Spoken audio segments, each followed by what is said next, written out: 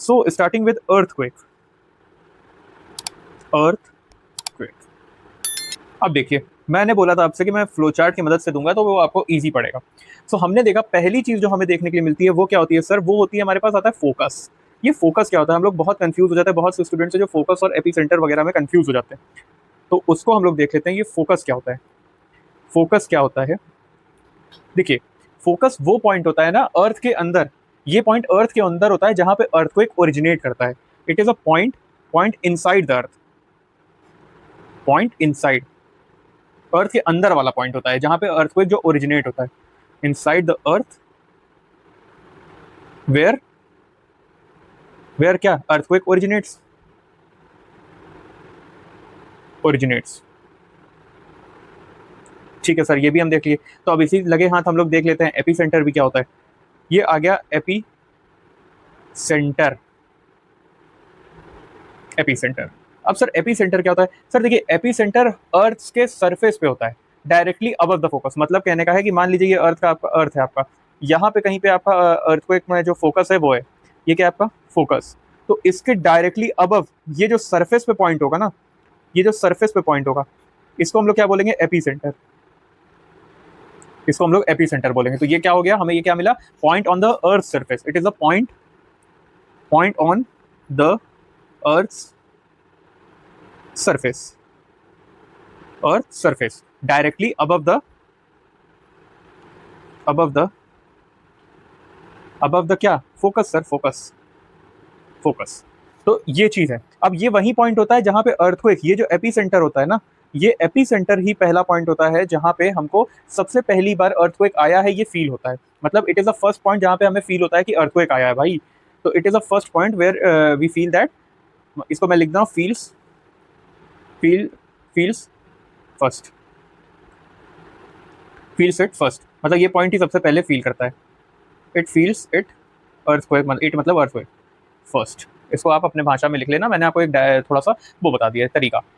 ठीक है सर, ये भी हम लोग ने देख लिया। अब अर्थक्वेक के कुछ भाई डिस्ट्रीब्यूशन होगा, डिस्ट्रीब्यूशन भी होगा, तो वो भी हमें चेक कर लेना चाहिए कि हमें अर्थक्वेक में डिस्ट्रीब्यूशन क्या मिल रहा है। मतलब कहने का है कि डिस्ट्रीब्यूशन क्या है अर्थक्वेक का, अर्थक्वेक सबसे ज्यादा कहाँ कहाँ आते हैं, ये चीज हमें थोड़ी सी देखने वाली चीज है। तो आइए हम लोग थोड़ा सा इसका डिस्ट्रीब्यूशन देख लेते हैं सर, कि इनकी डिस्ट्रीब्यूशन क्या है। मैं इसकी डिस्ट्रीब्यूशन यहाँ इस तरीके से बना रहा हूँ, डिस्ट्रीब्यूशन,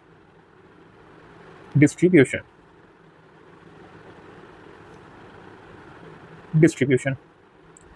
रुकिए एक सेकंड, ये लाइन थोड़ी सी दिक्कत कर रही है। So this is your distribution. अब हम आइए इसका डिस्ट्रीब्यूशन देख लेते हैं। तो डिस्ट्रीब्यूशन की अगर मैं बात करूं तो हमें सबसे ज्यादा ये कहाँ पे देखने के लिए मिल जाता है, आपने बहुत नाम सुना होगा पैसिफिक रिंग ऑफ फायर। आपने बहुत सुना होगा कि पैसिफिक रिंग ऑफ फायर के लिए हमें देखने के लिए काफी बार हमें ये सुनने के लिए मिलता है। तो ये आ गया आपका पहला पैसिफिक रिंग ऑफ फायर। जिसको नहीं पता है पैसिफिक रिंग ऑफ फायर, मैं थोड़ा सा आपको ब्रीफ इंट्रोडक्शन वो दे देता हूँ। देखो ये अपना भारत है, ये अपना भारत है, वर्ल्ड मैप बना रहा हूँ मैं, ये गलती हो जाए तो मुझे जज मत करना।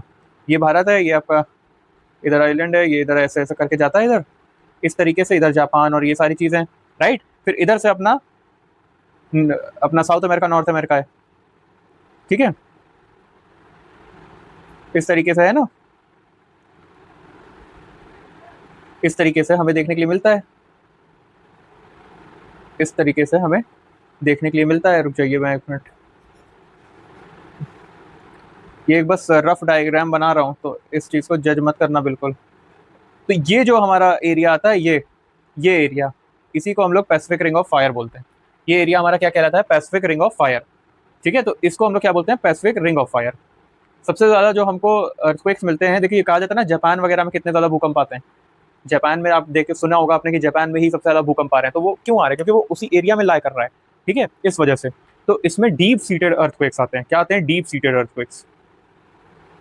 डीप सीटेड मतलब है जो सबसे ज्यादा भारी भरकम अर्थक्वेक होते हैं,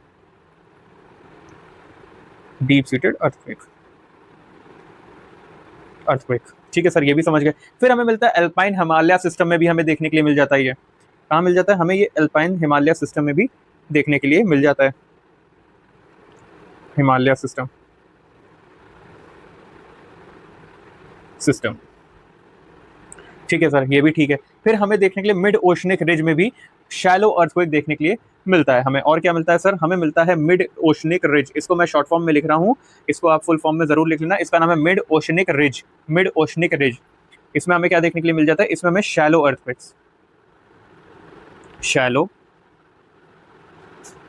अर्थक्वेक्स। चलिए सर, यहां तक तो हम लोग ने इसका डिस्ट्रीब्यूशन वगैरह समझ लिया है।